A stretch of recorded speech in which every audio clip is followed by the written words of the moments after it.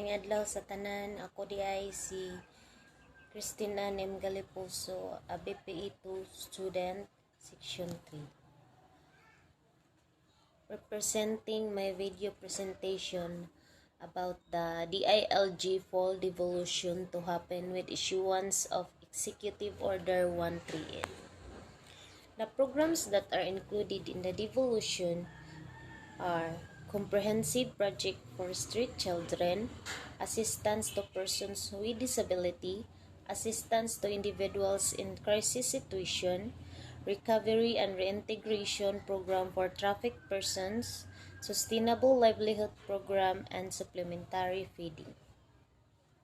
Following the signing of Executive Order Number 138 by President Rodrigo R. Duterte, the Department of the Interior and Local Government, or DILG, the full devolution of basic services and facilities from the national government to local government units, including the increased share of LGUs in all national taxes and revenues.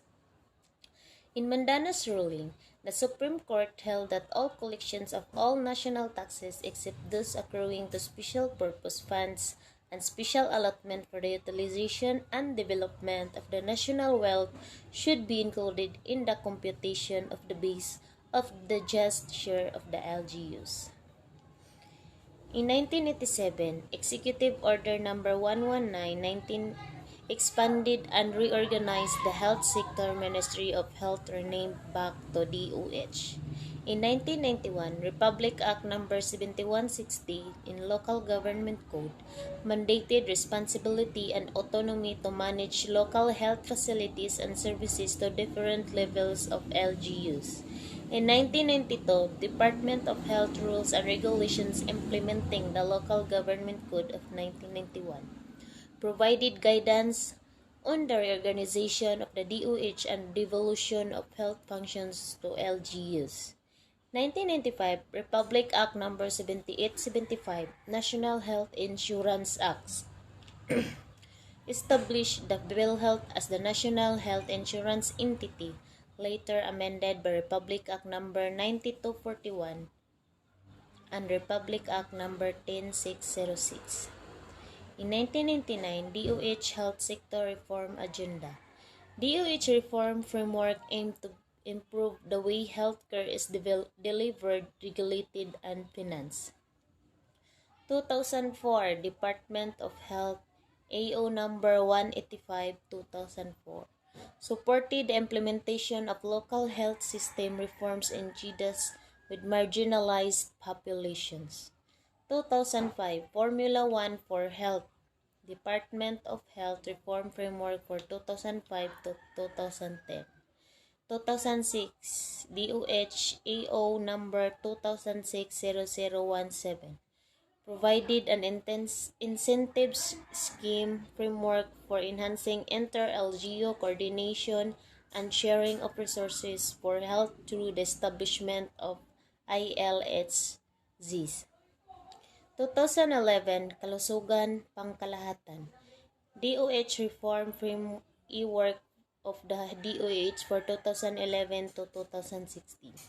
2012, Republic Act No. 10351, Sen Tax Law, restricted the excise tax on alcohol and tobacco to be allocated to the NHIP and for medical assistance and health facility enhancements. 2017, Formula 1+1 for Health, Health System Reform Framework of the DOH for 2017 to 2022.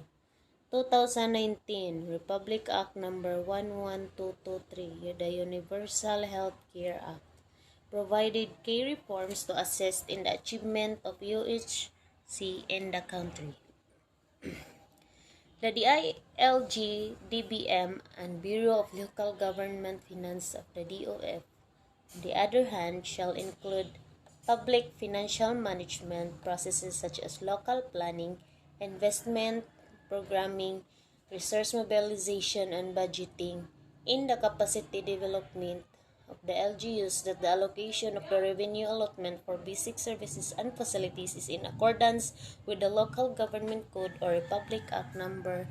7160. The next topic is 3 decades of devolution in the Philippines, how this has shaped health, financing, and public financial management. The Philippines is a lower middle income country in Southeast Asia with an archipelagic geography. It has 7,641 islands with more than 300,000 square kilometers of total land area. The country has 3 main island groups divided into 17 regions, 81 provinces, 146 cities, 1,488 municipalities, and 42,046 barangays. Based on the country 2015 census, the current population is estimated to be 100.8 million, of which 51.2% live in urban areas. Of note, only 7,437 barangays, or 17.7%, are classified as urban, while 34,599 barangays, 82.3%, are classified as rural. In 2019, the country's gross domestic product was estimated to be at $377 billion, with a growth rate of around 6%, while GDP per capita was $3,485. The Department of Health was established after World War II to supervise the implementation and operation of health facilities in the country. As stipulated in Executive Order 94, Office of the President, the Rural Health Act of 1954 established a network of rural health units in all cities and municipalities and established provincial health officers in each province under the Executive Order Number 94, 1947, reorganizing the different executive departments, bureau, offices, and agencies of the Government of the Republic of the Philippines, making certain readjustments of personnel and reallotments of funds in connection therewith and for other purposes. In preparation for these fundamental changes in governance, ANYO urged provincial governors, city and municipal mayors, and punong barangays to formulate their capacity development agenda and devolution transition plans. ANYO said the department's local government academy shall oversee the provision of capacity development interventions for local governments and shall develop the appropriate mechanisms to ensure efficient utilization of government resources on this effort. He added that LGE will harmonize all capacity development interventions with the DBM, the National Economic and Development Authority, the Department of Finance, other agencies, the Development Academy of the Philippines, and third-party service providers for the LGUs. The LGE shall optimize the potential of the local governance, national and regional resource centers as the convergence platform for capacity development. The next topic is decentralization in the Philippines, an overview. The main justification for decentralization is that economic efficiency can be enhanced with each public service being provided by the jurisdiction having control over the minimum geographic or that would internalize the benefits and cost. The forms of decentralization in the Philippines are political, administrative, fiscal, and market decentralization. The goal of political decentralization is to strengthen the democratization processes and to increase the participation of the citizens by giving more decision-making power to their elected representatives. The Philippines embarked on its decentralization journey in 1991 with the enactment of the Local Government Code of 1991. Then President Corazon Aquino fulfilled her promise to give local governments one greater autonomy, a clear break from the centralized setup during the martial law regime. Political decentralization under the Aquino government. The February 1986 political revolution marked the downfall of Marcos and assumption of Corazon Aquino to the presidency of the Philippines. One of her first acts as president was the promulgation of the Freedom Constitution through Proclamation Number 3 that essentially contained many of the provisions of the 1973 Constitution, including the provision on local governments. However, the proclamation explicitly added the word control to the President's general supervisory functions over local governments. Specifically, Section 3 of Proclamation Number 3 provided the President shall have control of and exercise general supervision over all local governments. Consequently, Aquino, through her Minister of Local Governments, dismissed many local officials who did not pass the loyalty test and replaced them with officers in charge, many of whom were even worse and more incompetent than the officials they replaced. Such a move has given rise to numerous charges. The Aquino government is no different from the Marcos dictatorship, at least as far as political centralization tendencies were concerned. Last topic is local government survey in the Philippines. Planning and Development Coordinator version.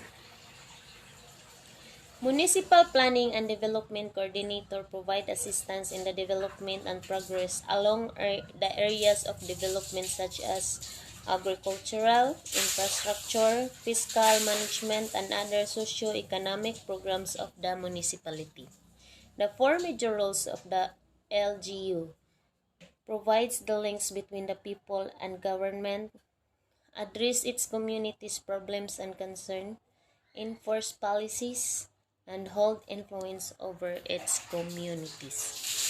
Section 20 of the Local Government Code mandates local government units to prepare a comprehensive land use plan, or CLAP, enacted through a zoning ordinance, while sections 106 and 109 of the same code mandates the LGUs to prepare multi-sectoral plans and public investment programs.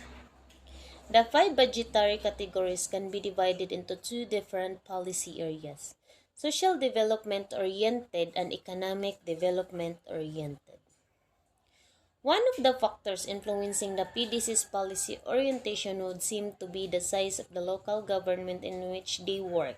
However, the result did not reveal any significant differences between city and municipality respondents. Also, female PDCs prioritized social development policies at a higher rate than men, but this may be more a reflection of the age effect. Moreover, the administrative performance of the local government was measured by the Local Government Performance Management System, and found that social development policies were of higher priority than economic development policies. From T.G. Lowes' policy typology, economic development policy is a distributive policy, while social development policy can be regarded as a redistributive policy. Generally speaking, social development policies require more skills to coordinate and implement. A good example is welfare policy, which entails the capacity to coordinate the redistribution of limited resources within the community. The survey then asked about the personal attribution of PDC, such as sex, educational background, career history, and more. 75% of respondents had a bachelor's degree, 23% a master's degree, and 1% a doctoral degree. According to Article 4 of the Local Government Code of the Philippines, 1991, a college degree or equivalent is required to become a PDC. More male PDC had a master's degree or higher, 25.1% compared with female 22.8%. This may be due to female PDCs having more concerns such as marriage and child care leave compared with male.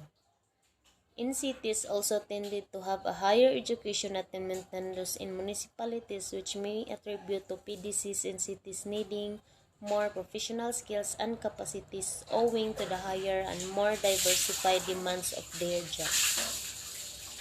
The local government could also list of the fields of study that PDC need, including urban planning, development studies, economics, and public administration. The fields of study of respondents were civil engineering, chemistry, public business administration, accounting, and others. As to when they received their degrees, the higher percentage of them graduated from college in 1980s, followed by the 1970s and the 1990s. In order to become a PDC, one must have experience in development planning or in a related field for at least 3 years. 3 years for PDC in a municipality and 5 years for a PDC in city or province. Most of the degrees obtained in more recent years were master's degrees or higher. And that's all. Thank you for watching.